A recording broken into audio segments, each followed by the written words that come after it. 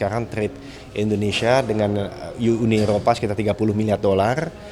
Tapi kalau misalnya dibuka, paling tidak menurut saya bisa cepat 2 kali lipat karena sekarang Vietnam walaupun size-nya sepertiga Indonesia ekonominya, tapi trade-nya itu sekitar 60 miliar dolar. Jadi ini contoh aja bahwa masih banyak sekali potensi-potensi yang bisa digapai. Ya, ini saya rasa Indonesia Europe Investing Summit ini bagus sekali. Ini dilanjutkan dari tahun-tahun sebelumnya, tapi intinya begini, Indonesia ini bagus kalau bisa membuat Free Trade Agreement atau SIPA mulainya dengan European Union. Kenapa? Karena akan membuka akses kepada suatu kawasan yang 17 triliun US dollar besarnya. Dan sebaliknya buat Eropa, European Union, Indonesia ini kan adalah kakak daripada ASEAN dengan 285 juta orang, lalu PDB-nya 1,3 triliun US dollar. Jadi ini benar-benar, dan 40% daripada ASEAN, menjadi suatu hal yang strategis buat dua-duanya. Nah, jadi saya rasa dengan membawa pemimpin-pemimpin, dan tadi banyak sekali duta besar dari European Union, dari Uni Eropa yang hadir, dan dari kementerian juga hadir, tentunya Menteri Investasi dan Hilirisasi dan juga Menteri Perhubungan. Nah, dari Kadin kami juga hadir dengan banyak orang, tapi intinya ini menjadi suatu angin segar. Dan memang seminggu yang lalu kan baru diresmikan SIPA, paling nggak sudah selesai negosiasinya dengan Kanada. Nah, kalau ini bisa jalan, saya rasa timingnya tepat, dan isu-isu pasti ada, tapi benar-benar mesti disiasati supaya bisa membuka trade lebih besar lagi. Sekarang trade Indonesia dengan Uni Eropa sekitar 30 miliar dolar, tapi kalau misalnya dibuka, paling tidak menurut saya bisa cepat 2 kali lipat karena sekarang Vietnam walaupun size-nya sepertiga Indonesia ekonominya, tapi trade-nya itu sekitar 60 miliar dolar. Jadi ini contoh aja bahwa masih banyak sekali potensi-potensi yang bisa digapai. Kan ini kan diundang sebagai ketua Kadin ya Pak di acara ini. Nah, menurut Pak Ani ini highlight dari investasi Eropa yang bisa diambil sendiri oleh Kadin ini seperti apa Pak? Ya, saya rasa besar sekali ya, karena kan kalau tadi trade-nya bolak-balik, maksudnya ekspor-import sekitar 30 miliar, dan kalau misalnya nanti kita buka sumbatan-sumbatan mungkin bisa 2 kali lipat, bahkan sampai 6 kali lipat. Nah, ini teman-teman dari Kadin yang juga banyak teman-teman dari UMKM bisa menjadi bagian daripada supply chain dunia atau rantai pasok dunia. Nah, ini tentu bukan saja bagus buat pemain-pemain besar seperti palm oil, kelapa sawit maksudnya ya, yang kadang-kadang suka ini ada isu sustainability yang mesti dibereskan dengan 12 sisi.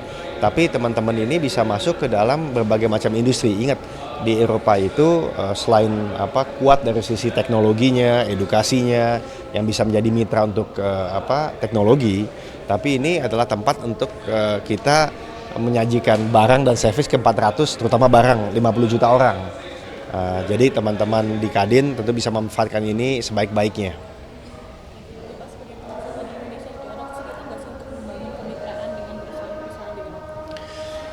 Ya, mungkin kesukaran itu karena frameworknya lagi dibuat atau model bisnisnya lagi dibuat. Memang dengan Eropa ini, ya pertama kan Uni Eropa itu gabungan dari kalau tidak salah 25-an negara. Jadi memang untuk mendapatkan suatu framework atau model bisnis itu tidak gampang.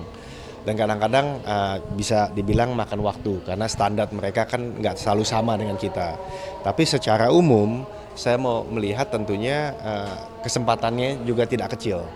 Nah, kemarin dulu sempat ke istana diundang untuk melihat kerjasama ekonomi dengan Jepang, pengusaha-pengusahanya. Nah, di Eropa juga sangat tertarik, dan tadi yang saya sampaikan bahwa ini sangat strategis. Jadi bukan hanya penting tapi strategis. Kenapa? Karena untuk Indonesia bisa melakukan balancing atau keseimbangan antara Barat dan Timur, Eropa itu menjadi suatu alternatif yang besar gitu. Dan sebaliknya dari Eropa juga butuh Indonesia untuk menjadi mitra strategis untuk masuk ke Asia Tenggara atau Indo-Pasifik lah.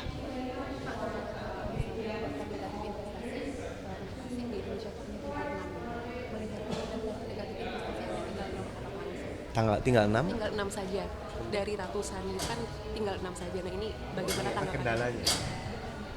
Dari ratusan kemudian hanya tinggal 6. Tadi disampaikan DNI itu tinggal 6. Ya, oh ya, yang negatif list. Oh ya, ya memang seperti itulah harusnya. Kita tentu mesti menjaga kewibawaan beberapa industri strategis ya. Karena kita mesti mempunyai kemampuan sendiri untuk membangun. Tapi di luar daripada itu kita tentu terbuka karena memang yang dibutuhkan Indonesia tuh bukan pasar kita punya, tapi adalah satu mengenai pendanaan, kedua mengenai teknologi yang hubungannya juga dengan ilmu ya. Nah, dua ini mau tidak mau kita mesti kerjasama. Nah, apalagi kalau bisa diolah di sini kita mau fokus untuk ekspor, berarti dibutuhkan suatu pasar. Nah, kalau tiga ini kita bisa gapai dengan kerja keras bersama Uni Eropa, tentu akan menjadi angin segar. Jadi ini bukan hanya bicara-bicara, mohon maaf, tingkat atas, tapi ini bisa mempunyai dampak kepada UMKM. Ya, makasih ya. Satu lagi Pak, soal tarif tinggi kan lagi akan mulai ya Pak. Donald Trump akan mulai menerapkan tarif tinggi kan.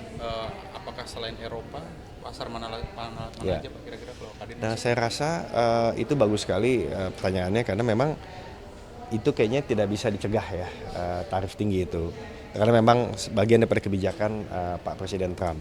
Tapi ya kita mencari, ya kemarin kan ada kerjasama dengan Kanada, SIPA sudah ditekan dengan UAE, Uni Arab Emirat, nah juga dengan Jepang yang sudah, dengan Australia. Nah tapi intinya yang saya lihat dari trip selama 2,5 minggu terakhir ini kooperasi kerjasama antara selatan dunia atau global south itu juga penting. Misalnya dengan negara Latin Amerika, Asia Tenggara, ya selatan di situ ya. Lalu juga negara di Timur Tengah itu penting. Nah, tapi kenapa tadi saya bilang ini strategis? Karena kita mesti cari jalan nih supaya Eropa tidak gampang karena standar juga beda-beda, lalu cara komunikasi juga beda gitu ya.